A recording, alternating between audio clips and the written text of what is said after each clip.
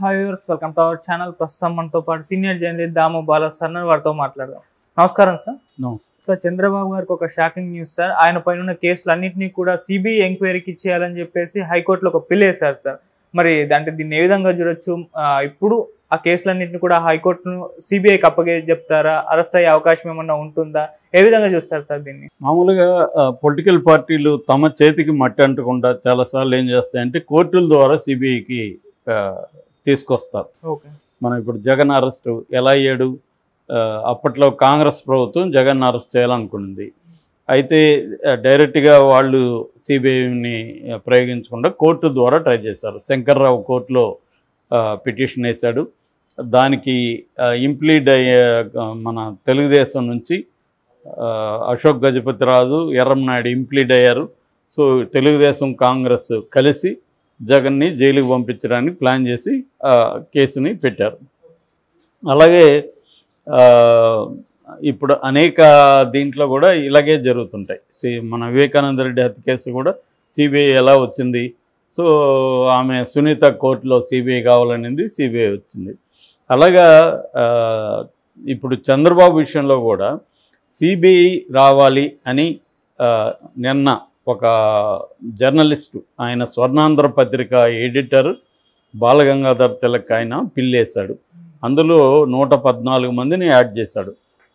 అంటే మంత్రి నారాయణ, తర్వాత అచ్చెన్నాయుడు, లోకేష్, దేవినేని ఉమ, తర్వాత కొల్లు రవీంద్ర, చింతమనేని రమణ, ఇలాగా చాలామంది తెలుగుదేశం నాయకులు కూడా దాంట్లో ఉన్నారు. సో ఆయన ఆర్గ్యుమెంట్ ఏంటంటే ఇప్పటివరకు చంద్రబాబు మీద దాదాపు 6-7 కేసులు ఉన్నాయి. స్కిల్ డెవలప్మెంట్ కావచ్చు, ఇన్నర్ రింగ్ రోడ్ కావచ్చు, ఫైబర్ నెట్ కావచ్చు, ఇసుక కుంభకోణం కావచ్చు, మద్యం కుంభకోణం కావచ్చు, ఇలాగా 6-7 కేసులు ఉన్నాయి. ఈ కేసులన్నీ కూడా సిబిఐకి అప్పగించాలి. ఎందుకంటే సిఐడి ఇప్పటి వరకు వీటిని సిఐడి చూస్తుంది. కానీ ఈ ప్రభుత్వం రాక ముందే రిజల్ట్ రాగానే సిఐడి ఆఫీస్ని సీజ్ చేయాలని హరీష్ గుప్తా డీజీపీకి చెప్పారు. డీజీపీ వెళ్ళి సిఐడి ఆఫీస్ని సీజ్ చేసి మొత్తం రికార్డులన్నీ తీసుకున్నారు. సో వీళ్ళు మ్యానిపులేట్ చేసే అవకాశం ఉంది. ఇప్పుడు ఈ ప్రభుత్వం ఉంది కాబట్టి ఆ ప్రభుత్వంలో ఆయన సీఎం మీద నిష్పాక్షికమైన దర్యాప్తు జరిగే అవకాశం లేదు కాబట్టి దీని మీద సిబిఐకి ఇవ్వాలి అనేది ఆయన అంటున్నాడు. ఇప్పుడు ఈ స్వర్ణాంధ్ర పత్రిక ఎడిటర్కి చంద్రబాబు కేసులకి ఏం సంబంధం అన్నప్పుడు దీని వెనక ఎవరున్నారు అన్న చర్చలు వస్తున్నాయి. జగన్ ఉన్నాడా లేకపోతే మోడీనే ఉన్నాడా అని. ఎందుకు మోడీ ఉన్నాడు? జగన్ అంటే ఓకే, జగన్కి తన మీద చంద్రబాబు కేసులు పెట్టాడు, తన్నప్పుడు జైలుకి పంపించడానికి చంద్రబాబు ఇంప్లీడ్ అయ్యాడు. చంద్రబాబు నిజానికి ఏ సంబంధం లేదు, కానీ ఎందుకు అయ్యాడు? జగన్ని తొక్కేద్దాం అనేది చంద్రబాబు ప్లాన్ కాబట్టి అయ్యాడు. ఈవెన్ జైల్లో కొంత సౌకర్యాలు కావాలంటే కూడా దాన్ని ఆపడానికి కూడా మళ్ళీ కోర్టుకు వెళ్ళారు తెలుగుదేశం. సో ఇటువంటి ఉన్నప్పుడు జగన్ ఆటోమేటిక్గా కక్ష అనేది పెట్టుకునే అవకాశం ఉంది. సో జగన్ అందుకని చంద్రబాబుని జైలుకి పంపించాడు. ఇప్పుడు చంద్రబాబు ముందున్న కర్తవ్యం ఏంటి? జగన్ని కంప్లీట్గా తొక్కేయాలి. నిన్న ఢిల్లీలో మాట్లాడుతూ కూడా ఆ డెవిల్ని నేను ఆల్రెడీ కట్టడి చేసేసానని కూడా మాట్లాడాడు. కట్టడి చేయడం ఉంది. ఎన్నికల్లో ఓటమి గెలుపులు. లాస్ట్ టైం నీకు 23 వచ్చాయి, ఈసారి తనకి 11 వచ్చాయి. లాస్ట్ టైం నీకు 40% వచ్చాయి, ఈసారి వచ్చాయి. సో మళ్ళీ రాడనే గ్యారంటీ లేదు కదా, ఎవడిస్తాడు? ఎవరిక్కడ పర్మనెంట్గా ఉండేది ఏం లేదు. కానీ అతను అలాగా అంత కోపం ఉంది ఇప్పటికీ జగన్ మీద, డెవిల్ అనే స్థాయిలో కోపం ఉంది. మరి చంద్రబాబు ఖచ్చితంగా జగన్ని తొక్కేయడానికి ట్రై చేస్తాడు కదా. సో అందువల్ల జగన్ కూడా చంద్రబాబుని ఇబ్బంది పెట్టడానికి ట్రై చేస్తాడు. గతంలో కూడా మనం చూస్తే 2019లో జగన్ అధికారంలోకి వచ్చినప్పుడు చంద్రబాబు నిర్విరామంగా పనిచేసి జగన్ని ప్రభుత్వాన్ని పనిచేయనీయకుండా కట్టడి చేయగలిగాడు. దాదాపు 300 పైన పిల్స్ వేయించి ప్రతి అంశంలో విధాన నిర్ణయం కావచ్చు, ఇంకోటి కావచ్చు, ప్రతి అంశంలో న్యాయ వ్యవస్థను ఇన్ఫ్లుయెన్స్ చేసి జగన్ని పనిచేయనీయలేదు. సో ఇప్పుడు జగన్ కూడా అదే పని చేయబోతున్నట్టుగా మనకు అర్థమవుతుంది కోర్టుల ద్వారా. కాకపోతే నేను చాలాసార్లు చెప్తున్నట్టు జగన్ బలం వేరు, చంద్రబాబు బలం.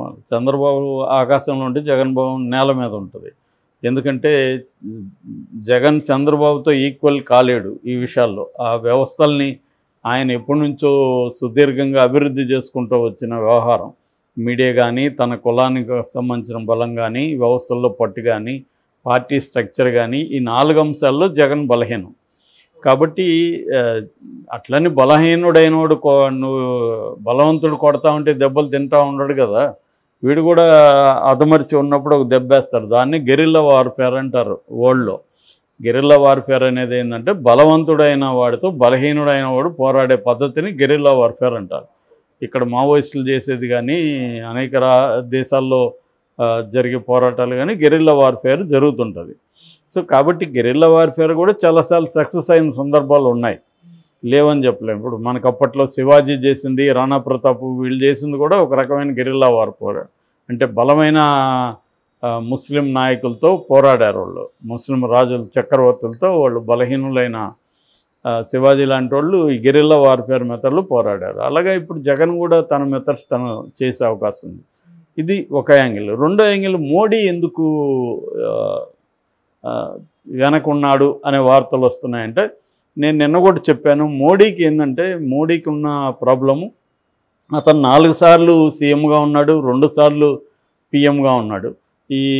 ఈ మొత్తం 6 సార్లు కూడా అతను అబ్సల్యూట్ అధికారాన్ని అనుభవించాడు, ఎవరి మీద డిపెండ్ అయ్యి లేడు అతను. ఆ మధ్య ఒక ఐఏఎస్ ఆఫీసర్, మోడీతో పనిచేసిన ఐఏఎస్ ఆఫీసర్ రాసిన పుస్తకం చదివాను. అందులో అతను ఏం చెప్పాడంటే, బిగినింగ్లో మోడీ మా మాటలంతా వినేవాడు, అడిగేవాడు, భిన్నమైన అభిప్రాయాల్ని, ఫ్యాక్చువల్ మిస్టేక్స్ని వినేవాడు. ఆ తర్వాత మోడీ వినడం మానేశాడు, మమ్మల్ని ఎవరిని మాట్లాడనివ్వట్లేదు, సో తను చెప్పిందే మేము ఫాలో కావాలన్న పద్ధతిలోకి వెళ్ళిపోయాడు అనేది రాశాడు.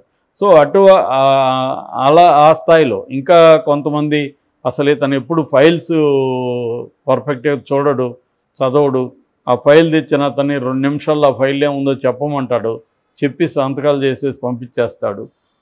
ఫైల్స్ను కూడా చూడడం అనేది ఆకార్ పటేల్ లాంటి వాళ్ళు డీటెయిల్గానే పుస్తకాలు రాశారు. సో ఆ స్థాయిలో అంటే బీజేపీలో కూడా తనకి సుప్రీము, తనకి ఎదురు ఎవరు లేదు. అదే నిన్న కూడా చెప్పాను, నల్లీ సెకండస్ అంటారు. నల్లీ సెకండస్ లీడర్ అతను. నల్లీ సెకండస్ అంటే సెకండ్ టు నాన్, ఎవరికి అతను సెకండ్ కాదు, ఎవరు సెకండ్ కూడా లేరు. సో ఈ కాంటెక్స్లో ఆర్ఎస్ఎస్ కూడా అతని కంట్రోల్లో వచ్చేసింది ఆల్మోస్ట్. అందుకని మోహన్ భగత్ కూడా ఇప్పుడు వీక్ అయినాక మాట్లాడుతున్నాడు. 10 ఏళ్ళు మోడీని ఎక్కడ ఆయన విమర్శించలే, ఇప్పుడు వీక్ అయినాక మోడీకి బుద్ధులు చెప్తున్నాడు భగవత్ కూడా. సో ఈ కాంటెక్స్లో ఇప్పుడు మోడీ ఫస్ట్ టైము ఆయన కళ్యాణ్ బెనర్జీ చెప్పినట్టుగా పార్లమెంట్లో క్లచెస్ మీద నడవాల్సిన పరిస్థితి, ఇద్దరు ఊతకర్రల మీద నడవాల్సిన పరిస్థితి, అంటే ఒక అవిటితనం అనేది ఆయనకు వచ్చింది. సో ఈ అవిటితనాన్ని ఆయన భరించలేడు. అందుకని ఈ క్లచెస్ తన కంట్రోల్లో ఉండాలంటే ఏం చేయాలి? బటన్స్ ఎలక్ట్రానిక్ అనుకుంటే ఆ బటన్స్ తన కంట్రోల్లో ఉండాలి, అంతేగాని వాటి చెప్పినట్టుగా ఈయన నడవకూడదు, ఈయన చెప్పినట్టుగా అవి ఉండాలి అన్న పద్ధతిలో ఇప్పుడు ఏం ఆలోచిస్తాడు? నేచురల్గా ఆల్రెడీ 10 ఏళ్ళుగా వాళ్ళు బ్రహ్మాండంగా ప్రాక్టీస్ చేసిన మెథడ్ ఏంటంటే, ప్రత్యర్థుల మీదే కాదు, నీ ఓన్ సభ్యుల మీద కానీ నీ ఓన్ పక్షాల మీద కూడా నువ్వు కేసులు పెట్టేసి కంట్రోల్లో పెట్టుకో. ఇప్పుడు జగన్ 10 ఏళ్ళుగా సపోర్ట్ చేశాడు మోడీని, కానీ జగన్ కేసుల్ని ముందుకు వెనక్కి వెళ్లకుండా ఎందుకు చూసుకున్నాడు మోడీ అంటే, జగన్ మీద కేసులు తేల్చేసి అతను నిర్దోష్ అంటే జగన్ తన మాట వినకపోవచ్చు. సో జగన్ని తన కంట్రోల్లో పెట్టుకోవాలంటే కేసులు ఉండాలి. సో కేసులని కత్తులు మన తల మీద ఎలాడుతూ ఉంటాయి, మనకు భయంలో ఉంటాం, ఎప్పుడు ఆ కత్తి దిగుతుంది మన మీదకని.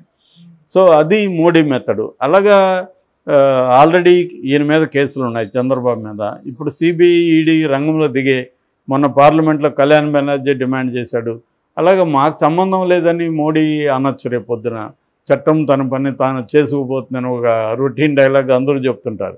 ఎప్పుడు చట్టం తన పని తాను చేయదు, చట్టాన్ని వీళ్ళే చేయిస్తారు, కానీ చట్టం తన పని తను చేసుకుపోతుంది.